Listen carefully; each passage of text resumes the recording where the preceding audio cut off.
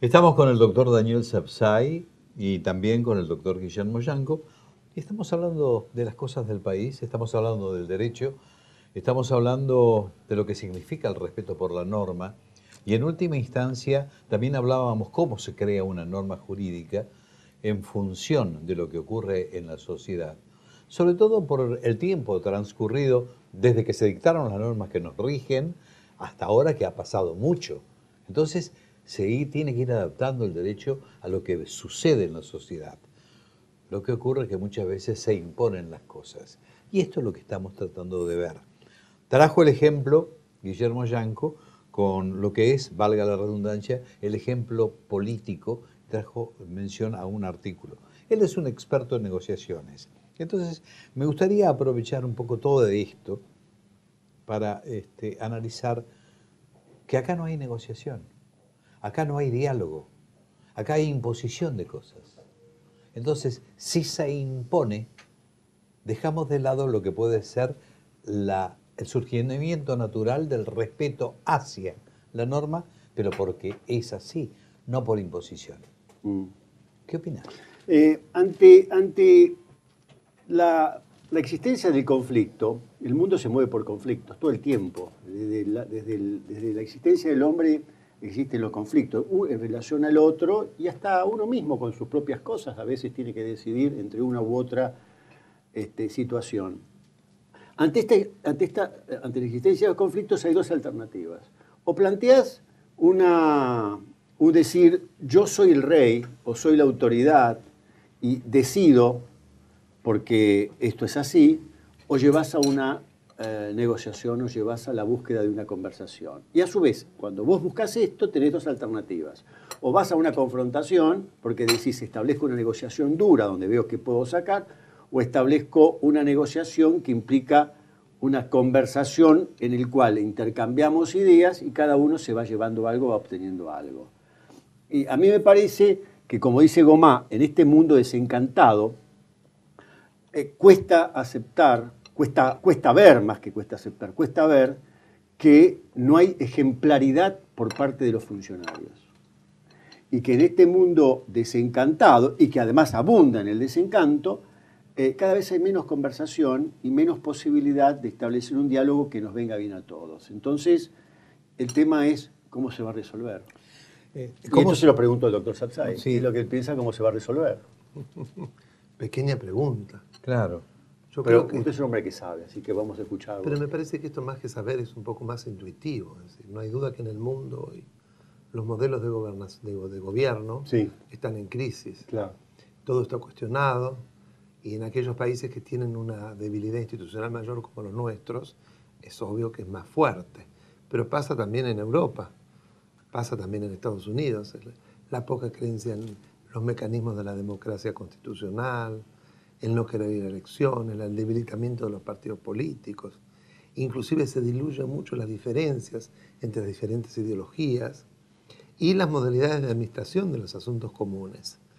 Pareciera que se va hacia un esquema en el cual, utilizando las herramientas de la informática, debería haber un gobierno cada vez más participativo. Han habido pequeñas experiencias, por ejemplo, en Islandia, no hace mucho tiempo, reformaron la Constitución a través de un procedimiento informático en el que todos participaron desde sus casas con sus computadoras y fueron proveyendo de insumos muy valiosos, o al menos pronunciándose sobre lo que se discutía en la convención, de manera de legitimar o no, o pedir un diálogo muy interesante de una democracia casi directa, digamos así. Si esto en el futuro va a ser así o no, no lo sé, pero me da la impresión de que debería ir por ese lado. Porque del modo como se dan las cosas, me parece que vamos hacia un mundo que se va autofagocitando. Ahora, lo que pasa en Groenlandia, para un ejemplo natural, es que además sorprende. Y sin embargo, ha habido muchas señales, es decir, esta suerte de una Groenlandia que se descongela en 4 días. Parece algo propio de Julio Verne. Y ni se sabe cuáles van a ser las consecuencias de eso. Lo que sí vemos son inundaciones, por ejemplo, en China, como no había en los últimos 60 años. Entonces, no hay duda que quienes mandan e imponen un procedimiento o metodologías de producción y de consumo están generando situaciones que llevan a la destrucción.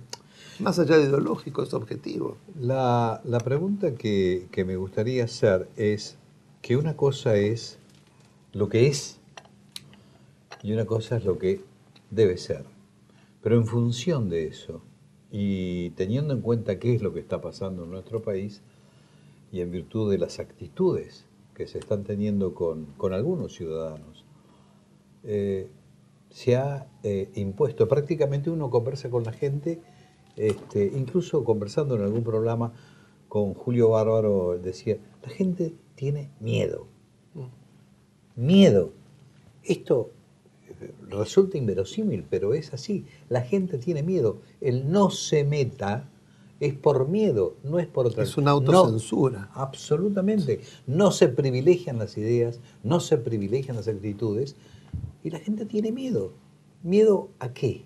Al no sé qué, a que lo investiguen. Estas son las alternativas que uno tiene que ir analizando. Es cierto. Es cierto, Castaneda en las enseñanzas de Don Juan habla de uno de los elementos que obstan al conocimiento, habla del miedo, habla de la vejez. Pero yo tengo que avanzar en esto, porque si me quedo en esto, me quedo con el miedo, me paralizo, Luis. Yo tengo que decirle al ciudadano que deje de tener miedo, o que lo tenga y lo asuma, y que a su vez salga a hacer otras cosas, porque si no, obstaculiza el camino de la democracia, si no a través del miedo no permite que se avance en una construcción social mucho más acorde con una armonía de convivencia, y hasta se puede hacer cómplice o complaciente de una manera de vivir. Entonces, bueno, es cierto que hay miedo, pero hay que vencerlo. Claro, lo que ocurre... Hay que vencerlo, hay que salir por los medios legales, democráticos. Hay que estar presente y decir que no a lo que hay que decir que no, que es el autoritarismo, el abuso, la presunción de reinados. Hay que hacer valer la democracia. Lo que ocurre es que no todos tienen la posibilidad de expresarse. Y entonces aquellos que no tienen la posibilidad de expresarse son sujetos de esas imposiciones. Bueno, yo te voy a controvertir como veo siempre. Así Todo el debe mundo ser. tiene posibilidad de expresarse, porque te voy a explicar que, por ejemplo, hay elecciones. Ah, sí. Entonces, No, eso sí. bueno, sí. Claro. Hay todos los días hay actos cotidianos que implican que uno se puede expresar. Uno le puede decir al hijo, mirá, vos tenés que ir a la escuela. Ahora, tenés que ir a la escuela y aprender. No podés permitir que un ministro diga que los procesos democráticos son cuando ocupás la escuela o que esto es participación. Y no porque nosotros hayamos estado ajenos en nuestras vidas a discutir situaciones con docentes, pero es un tema también de modelo. Y después tenés el proceso electoral. Tenés elecciones donde tenés que poner un voto de una manera u otra. Hay un libro, creo que es de Romina Mangel, donde ella dice algo así como darse cuenta. ¿Acaso los ciudadanos no supieron quién eran los presidentes que precedieron y quiénes son los presidentes, quiénes han sido los presidentes antes y ahora? ¿No han visto, por ejemplo, en La Rioja, el funcionamiento de La Rioja? ¿No han visto a otros presidentes en el funcionamiento de su vida cotidiana?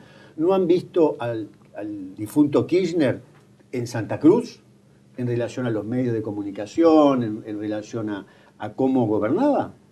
Bueno, se elige. La naturaleza es la naturaleza, salvo que se haga un gran proceso de introspección y se quiera cambiar. De todos modos, y contradiciendo. Pero bueno, yo quiero que... ahora lo vamos a ver. Doctor Pero te voy a contradecir. Yo quiero a él que hable. Te voy a contradecir a vos también, porque bueno, a Kirchner lo siguieron votando. O sea que cuando te impones por el medio, a veces que el miedo no puede ser un argumento de justificación para no hacer. Porque uno se tiene que dar cuenta y después tiene procesos electorales, como mínimo. Y los procesos electorales no son solo los que le dan entidad a la democracia. La entidad de la democracia es la cotidianeidad de la acción ciudadana. ¿Cómo salimos? Me puso en un lugar, Daniel, por favor. Bueno, yo creo que se necesita una fuerte toma de conciencia. Claro. Se necesita un refugio en determinados valores y la creencia en los mismos, que son los valores republicanos. La división de poderes, el gobierno limitado, la defensa real de los derechos y libertades fundamentales, el ser ciudadano en el sentido de pronunciarse, y no solo a través del voto. Yo creo que tenemos muchas otras posibilidades, manifestarse pacíficamente, mandar cartas de electores. llamar a las radios. Hay muchísimas oportunidades en las cuales podemos manifestar un estado de ánimo y recurriendo a la posibilidad de peticionar a las autoridades y de asociarse libremente que nos reconoce la Constitución. De ninguna manera ocupando escuelas ni tirando bombas, que me parece que es la negación de la democracia. Sabiendo que la corrupción es algo que conduce siempre a una situación destructiva. Acá nos pasa que cuando la situación es más o menos buena, si hay corrupción un poco está aquello de que roban pero hacen. Y eso es gravísimo. Gracias por venir. Gracias, Luis. Gracias a Por vos. un gusto, como siempre.